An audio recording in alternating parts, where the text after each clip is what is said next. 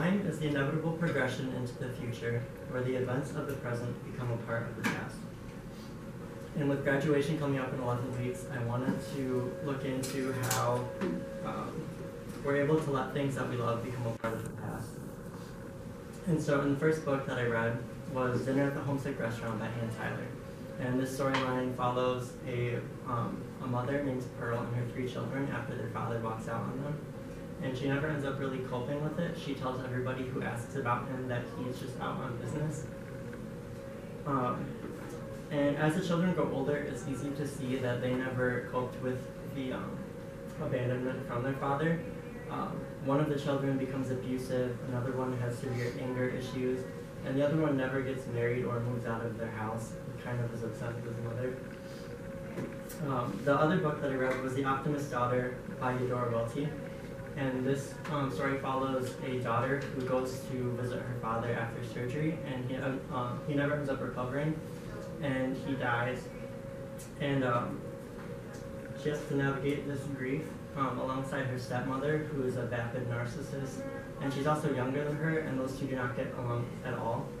And she realizes that she's putting all of her emotion into hating her instead of grieving her father. And so she realizes that that's not right. The difference between these 2 books is that they both lost a loved one, but one of them coped with it in a healthy way.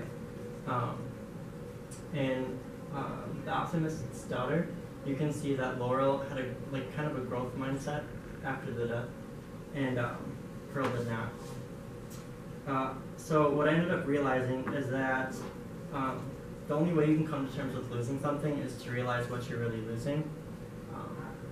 You have to think about, is this something that's only going to matter until the end of high school, or is this something that's going to affect me for the rest of my life? And with that, I learned that time does not heal all wounds. Time just kind of makes the symptoms seem like they go away with any trauma. And so the only way that you can really heal is if you stay positive and hopeful that what happens is for a reason. And then the last thing that I learned was that with every loss comes a gain. Like with a failed relationship, you learn lessons about yourself and what you want for a future partner. And with graduation, you're losing the lack of responsibility, but you're getting a ticket to anywhere you want to go. You can look at goodbyes as scary or sad, or you can just focus on the joy or success that could come with the next hello.